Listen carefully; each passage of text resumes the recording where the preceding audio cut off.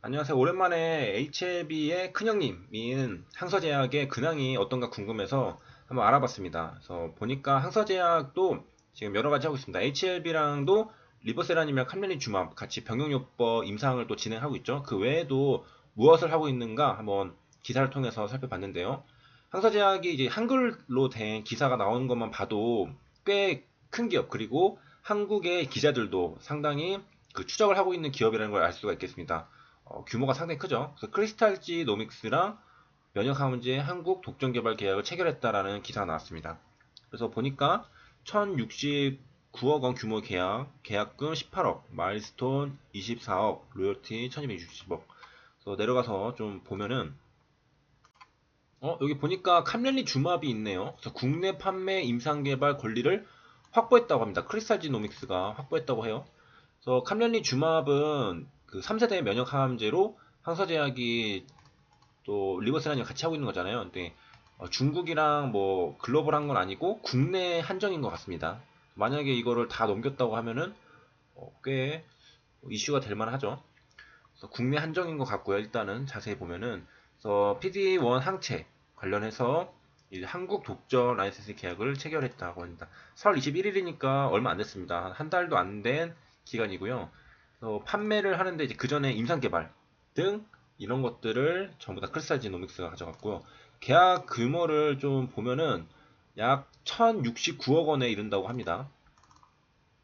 그 다음에 계약금은 18억 원이고 첫 적응증 승인 시에는 6억을 그 다음에 확대할 때는 18억을 마일스톤으로 지급을 하게 됩니다.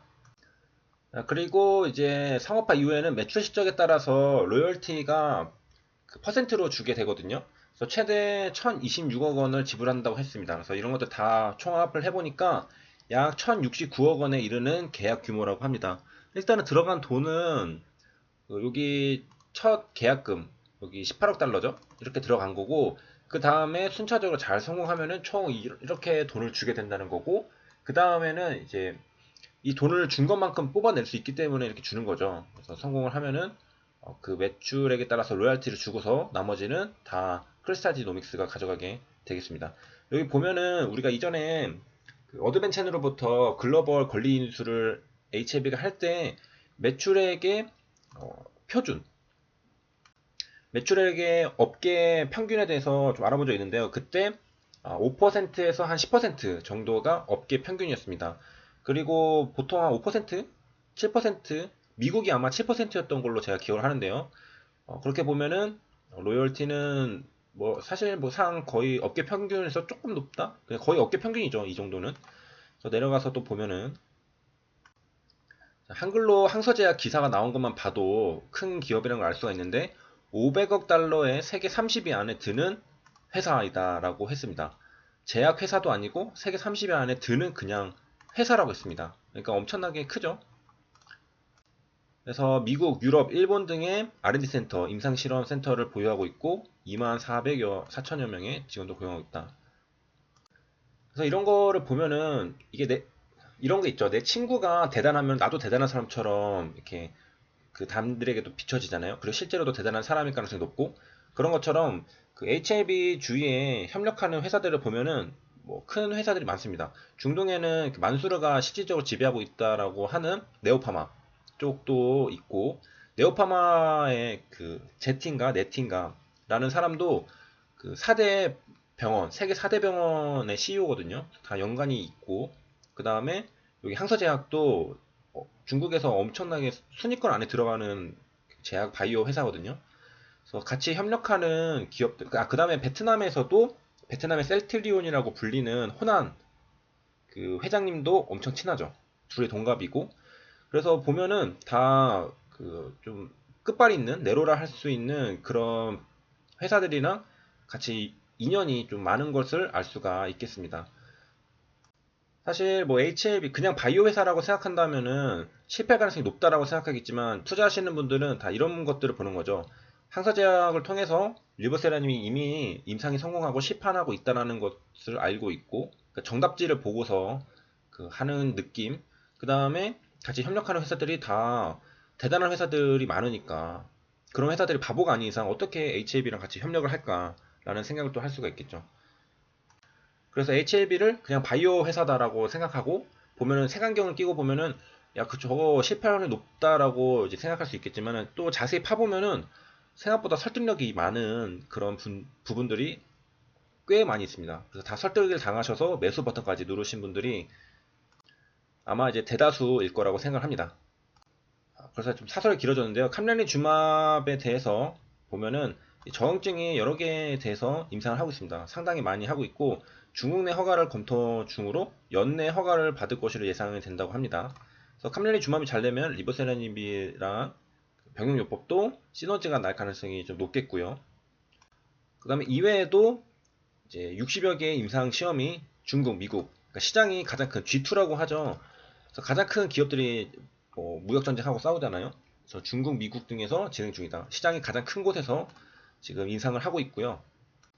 그 다음에 캄렌리 주맙은 이미 중국에서 간 이쪽으로 2차 치료제 판매 승인을 이미 획득을 한 상태입니다. 그 다음에 좀 익숙하지 않은 여기에서도 3차 치료제를 허가를 받은, 허가를 받았다는 것은 이미 임상이 끝나고 그 클리니컬 베네핏 그리고 세이프티가 검증이 됐기 때문에 받은 거겠죠. 뭐 중국이라서 믿지 못하겠다라고 할 수도 있겠지만은 중국은 약으로 장난치면 사형입니다. 그래서 제가 이전 영상에서 한번 다룬 적이 있는데요. 약으로 장난치다가 그냥 그 파탄 나는 경우가 있기 때문에 자기 목숨을 걸고 장난을 쳐야 되는 그런 거고요. 그래서 어떤 경우에는 그 재벌 3세였나? 그 사형당한 적이 있습니다. 그 가문 자체가 그냥 멸망한 적이 있는데 그거는 마약이었나요? 그래서 중국에서는 이런 걸로 장난치면은 큰일 납니다. 그리고 또 이제 중국에서 왜 그러냐면은 워낙에 인식이 안 좋으니까 세계적으로 지금 이 칼로리 주만만 해도 중국에서만 파는 게 아니잖아요. 미국 등에서도 임상을 하고 있단 말이에요. 세계적으로 중국 약은 야, 저 약 가짜다. 쟤네 장난질 잘 친다. 그런 인식이 퍼지면은 이게 세계적으로 진출을 하지 못하기 때문에 중국 자체적으로도 그런 것들을 좀 제재하는 그런 이제 행보들을 최근에 많이 보여주고 있습니다. 그 뉴스 기사에서도 나왔습니다. 한국 기사로도 나왔었고 보면은 중국 가짜약에 대해서 정부가 아주 강력하게 제재를 하겠다라고 말했습니다. 왜냐 주위에서 자꾸 중국 약은 좀 안 좋게 보니까 그런 거죠. 그 다음에 이제 추가적인 정보는 우리가 PD1, PD-L은 알고 있잖아요. 그런데 이제 CTLA4도 면역 관문 관련한 분자라고 합니다. 그래서 이거는 많이 알려지지 않았지만은 이것도 있다라는 것을 알아두시면 또 도움이 되실 테고요. 이제 중국 하니까 이제 미중 무역 전쟁을 또 언급하지 않을 수가 없는데 보니까 중국의 지난해 대미 수출 2019년이죠. 한창 맞붙었을 때 600억 달러 가량 감소했지만 다른 나라로 수출이 700억 달러가 늘어나서 전체적으로는 사실상 또 0.5% 증가를 했다고 합니다. 그러니까 미국으로 수출은 줄긴 했는데 다른 나라로 700억이 늘었다는 거죠.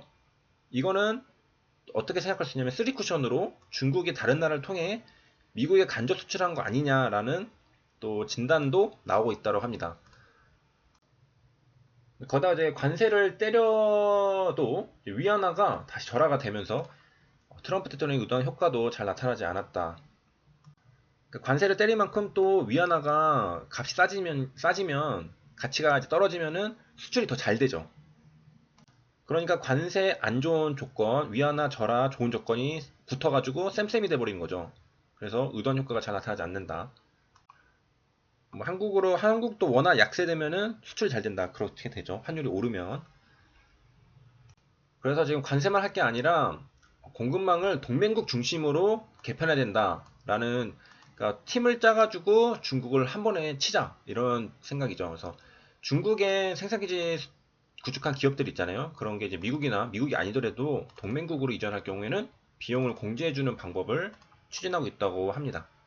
그래서 미국의 가장 강력한 동맹국 일본도 리쇼어링 해외 진출한 기업을 자국으로 돌아오도록 하는 유도 정책도 미국 정부의 교감을 바탕으로 한 것이란 관측. 가장 센 나라 미국, 일본이 같은 편이니까 상당히 강력하죠. 그래서 이건 이제 중국 내 일본 기업들이 리턴하면은 3분의 2까지 이전 비용을 정부 대주니까 거의 다 대준다고 봐도 될 정도이죠. 그리고 뭐 미국이 이제 뭐 국채 같은 거 발행하면은 일본이 다 사주고, 그러니까 둘이 아주 친하고 협력을 잘하는 나라라는 걸 알 수가 있겠습니다. 그 다음에 이제 최근에는 이제 미국 반도체 기술이 들어간 것까지 규제를 하는 조금 더 강화된 그런 뉴스 기사들이 나왔는데요. 그거는 장 시작하기 직전에 또 무슨 변화가 있으면은 그때 한 번에 다루도록 하겠습니다. 시청해주셔서 감사합니다.